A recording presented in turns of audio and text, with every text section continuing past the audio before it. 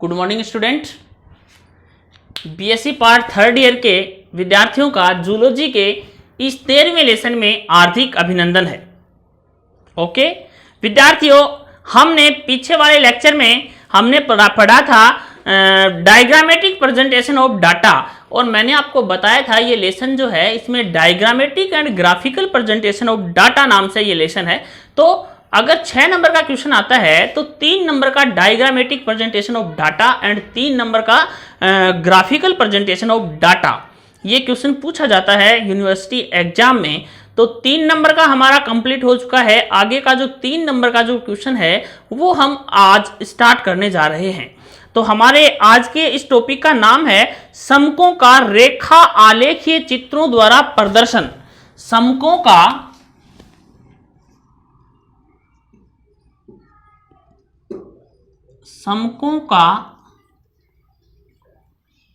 रेखा आलेखीय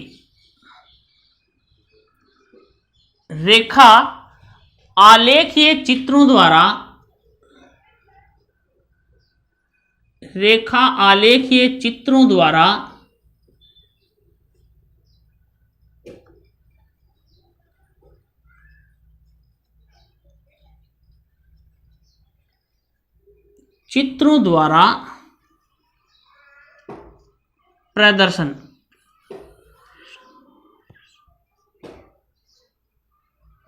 समकों का रेखा आलेखीय चित्रों द्वारा प्रदर्शन या graphical presentation of data, Hindi में इंग्लिश में कहते हैं इसको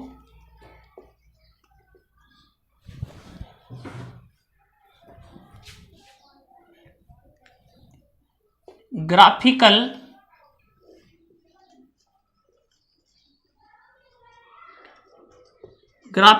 presentation of data. Graphical presentation of data.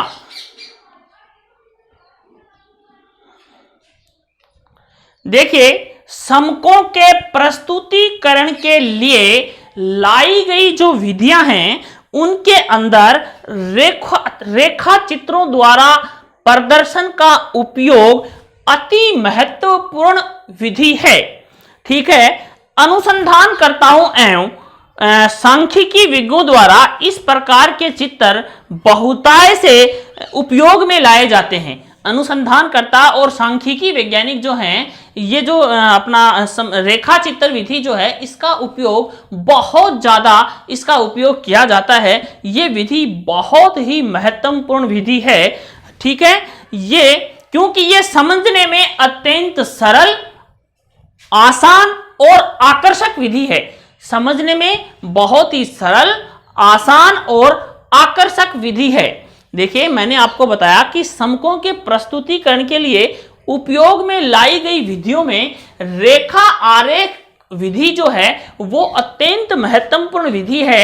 अनुसंधानकर्ताओं तथा सांख्यिकी वैज्ञानिकों द्वारा इस विधि का उपयोग बहुतायत से किया जाता है, बहुत ज्यादा इसका उपयोग किया जाता है क्योंकि यह विधि अत्यंत सरल, प्रभावी एवं आकर्षक विधि है। ओके, इसके बाद देखिए आलेखीय चित्रों के लाभ। हमारा पहला टॉपिक है आलेखीय चित्रों के लाभ।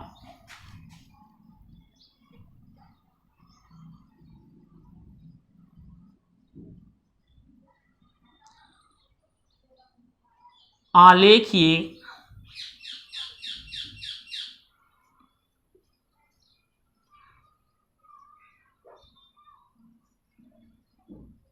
चित्रों के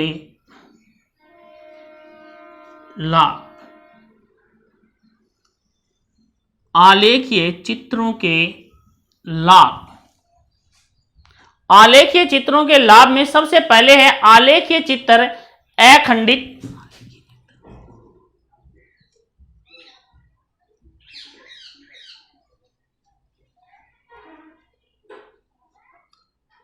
आलेखीय चित्र अखंडित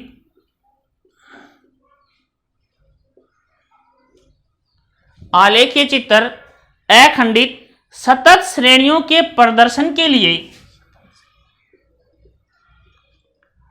सतत श्रेणियों के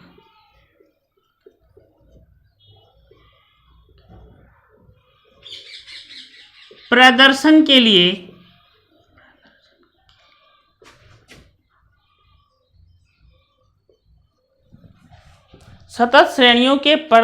लिए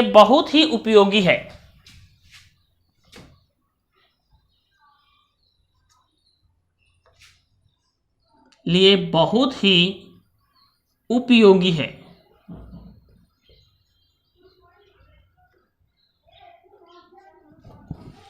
आलेखीय चित्र अखंडित सतत श्रेणियों के प्रदर्शन के लिए बहुत ही उपयोगी है। नंबर 2,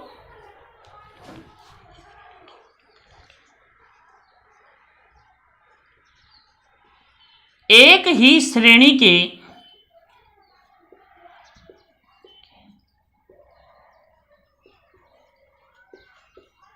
विभिन्न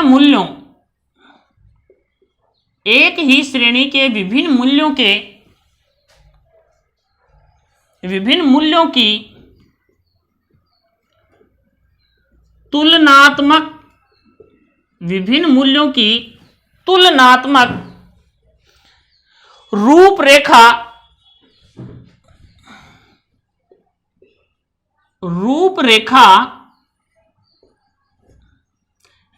रेखा आरेख द्वारा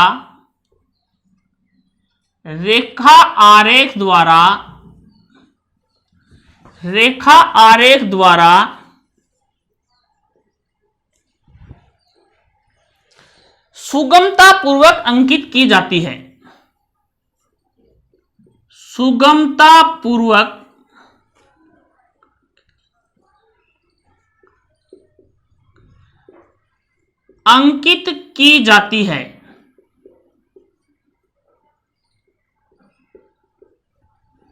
नंबर 3,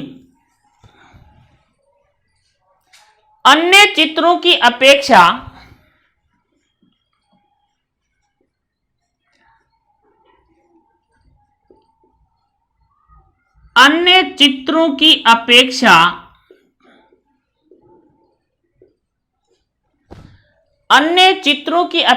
इसका निर्माण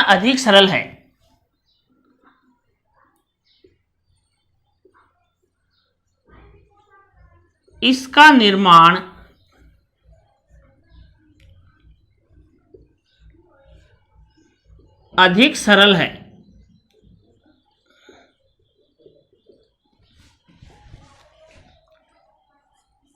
नंबर 4, इसके निर्माण में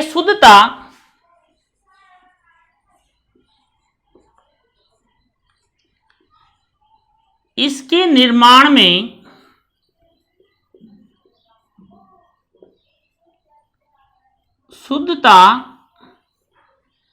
एवं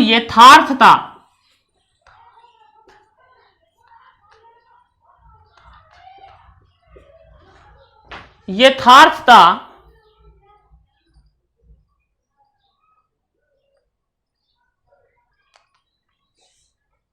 को अधिक महत्व दिया जाता है।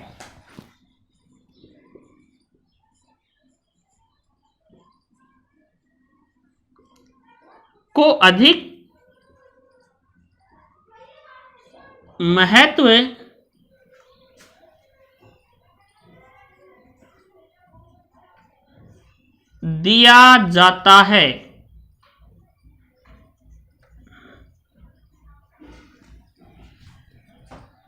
नंबर 5,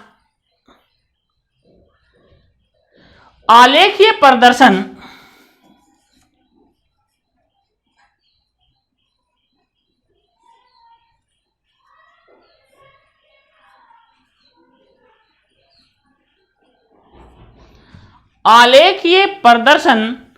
संख्याओं को स्पष्ट करने में महत्वपूर्ण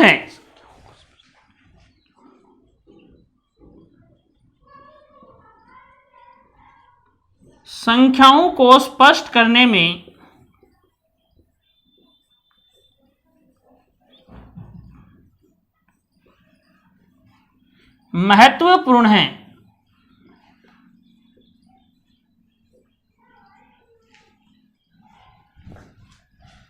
महत्वपूर्ण है। 6 पॉइंट,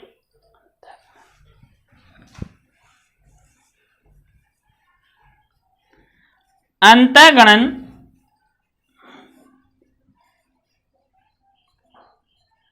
बाह्य गणन, अंतःगणन बाह्य गणन व पूर्वानुमान में महत्वपूर्ण, व पूर्वानुमान में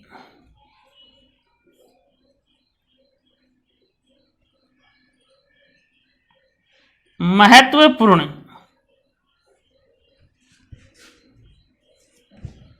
नंबर 7, आवर्ती वितरण को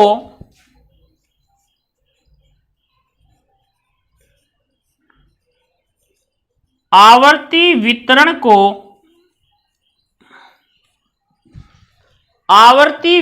को आसानी से रेखाचित्रों द्वारा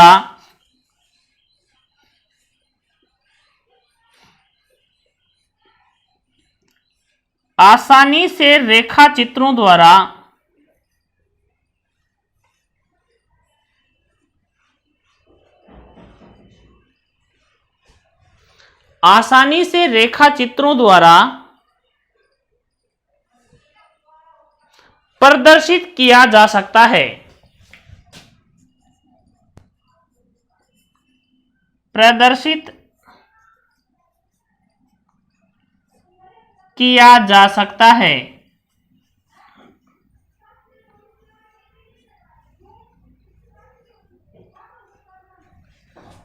आसानी से प्रदर्शित किया जा सकता है। देखिए स्टूडेंट, एक बार फिर से, आलेखीय चित्र अखंडित सतत श्रेणियों के प्रदर्शन के लिए बहुत ही उपयोगी हैं। इनके लाभ में देखिए, दूसरा है, एक ही श्रेणी के विभिन्न मूल्यों की तुलनात्मक रूपरेखा आरेख द्वारा सुगमता पूर्वक की जा सकती है। तीसरा है, अन्य चित्रों की अपेक्षा इसका निर्माण अधिक सरल है। नेक्स्ट, इसके निर्माण में शुद्धता, यथार्थता को अधिक महत्व दिया जाता है। नेक्स्ट है, आलेखीय प्रदर्शन संख्याओं को स्पष्ट करने में महत्वपूर्ण है। नेक्स्ट है, अंतःगणन बाह्य गणन व पूर्वानुमान में महत्वपूर्ण है। नेक्स्ट, आवर्ती वितरण को आसानी से रेखा चित्रों द्वारा प्रदर्शित किया जा सकता है। तो ये था आलेखीय चित्रों के लाभ। इसके बाद में है आलेखीय चित्रों के दोष। इसको मिटा रहा हूं, स्क्रीनशॉट ले लीजिएगा।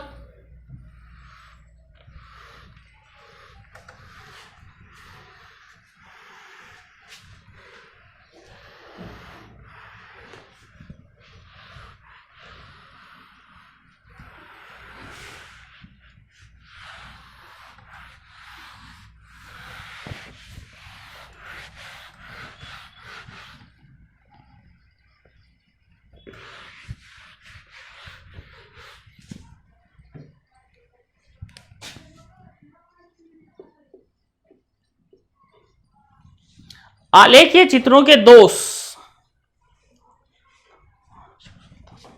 नंबर 1, आंशिक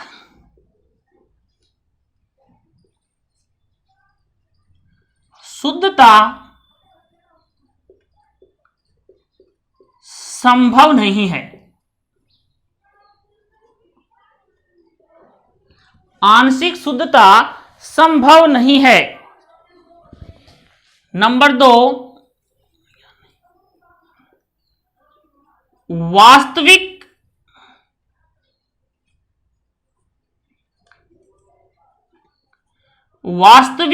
मूल्यों का ज्ञान नहीं है।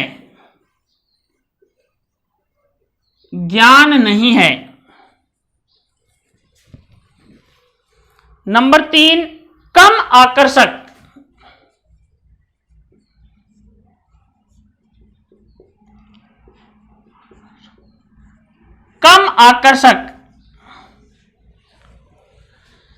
नंबर 4, जटिलता।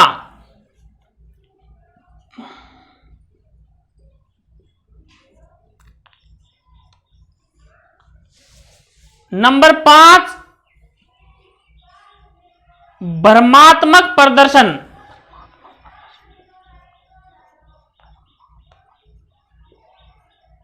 भ्रमात्मक प्रदर्शन।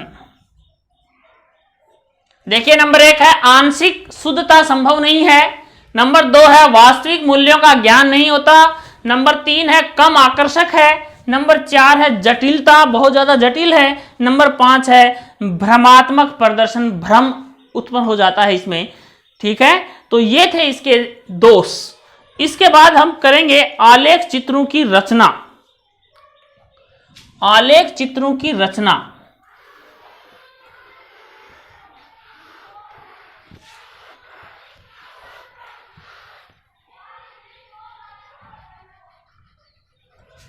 आलेख चित्रों की रचना।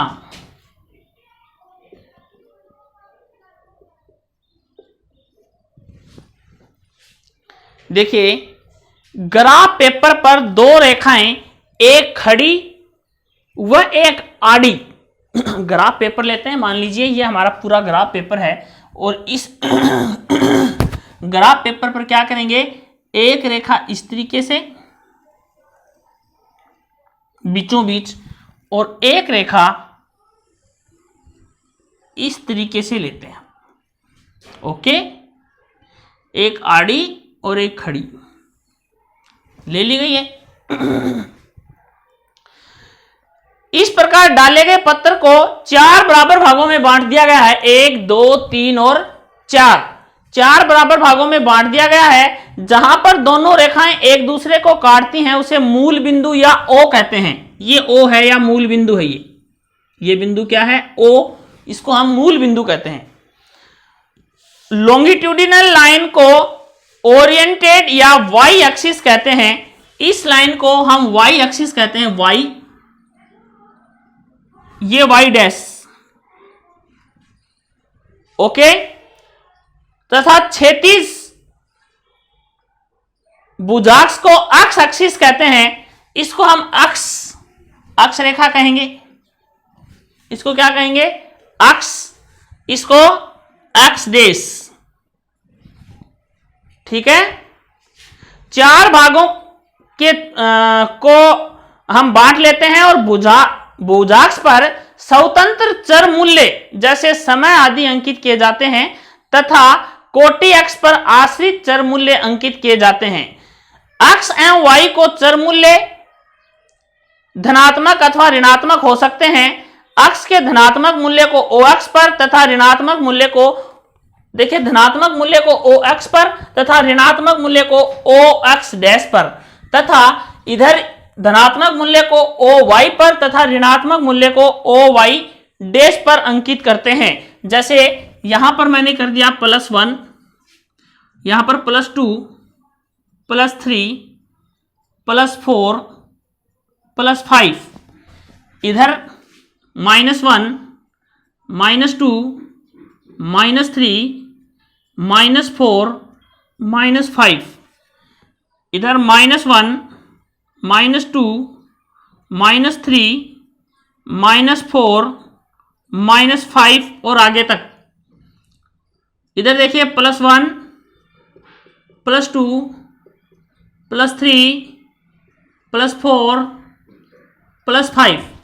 इस प्रकार से हम इनको अंकित कर देते हैं। आलेख चित्रों का निर्माण करते समय सदैव उपयुक्त शीर्षक दिया जाना आवश्यक है। आलेख चित्र जब हम बनाते हैं तो सबसे पहले हमें ऊपर क्या है कि उसका शीर्षक भी दे देना चाहिए। शीर्षक दे देना चाहिए। क्या दे देना चाहिए, शीर्षक। शीर्षक लिख देना चाहिए। इसके अलावा देखिए बिंदुओं के धनात्मक व ऋणात्मक मूल्यों को ध्यान में रखकर ही रेखा चित्र खींचा जाना चाहिए। देखो धनात्मक और ऋणात्मक मूल्य जो हैं इनको ध्यान में रखकर ही हम रेखा चित्र खींचेंगे। उचित पैमाना लिया जाना चाहिए। पैमाना भी ऐसा होना चाहिए कि हमारे उस ग्राफ पेपर में आ जाए, वरना उचित पैमाना यदि हम नहीं लेंगे, देखो शीर्षक लिया जाना चाहिए। नंबर 2 धनात्मक एंड ऋणात्मक मूल्यों को ध्यान में रखना चाहिए। तीसरा पॉइंट उचित पैमाना होना चाहिए। उचित पैमाना लिया जाना चाहिए। इन बातों का हम विशेष ध्यान रखेंगे।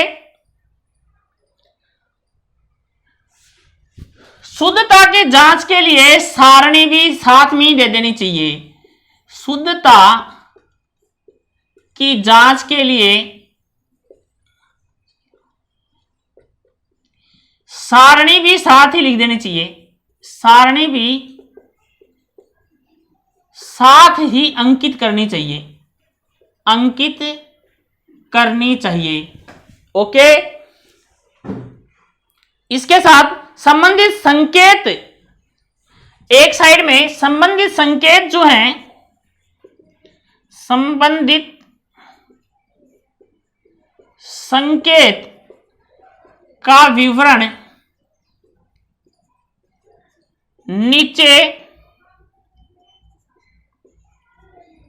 बॉक्स में दे देना चाहिए। ओके,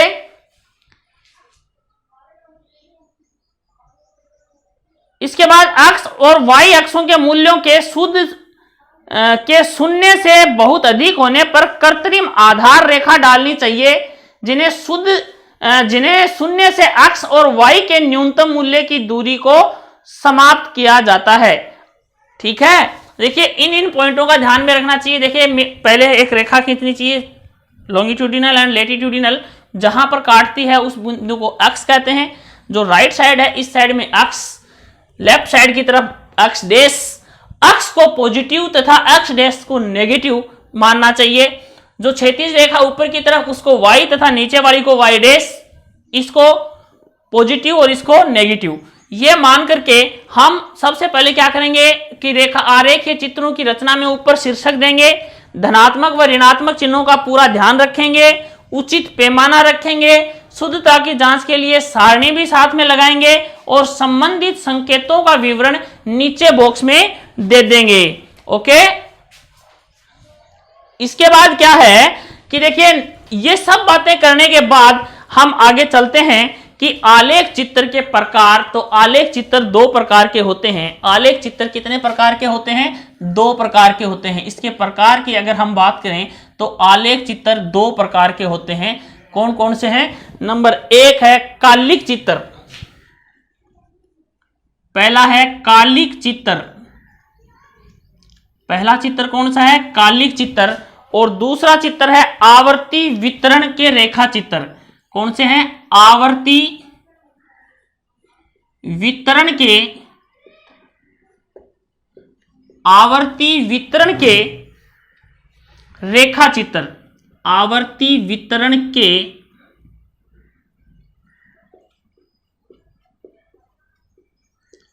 रेखा चित्र। देखिए नंबर एक है कालिक चित्र और नंबर दो है आवर्ती वितरण के रेखा चित्र।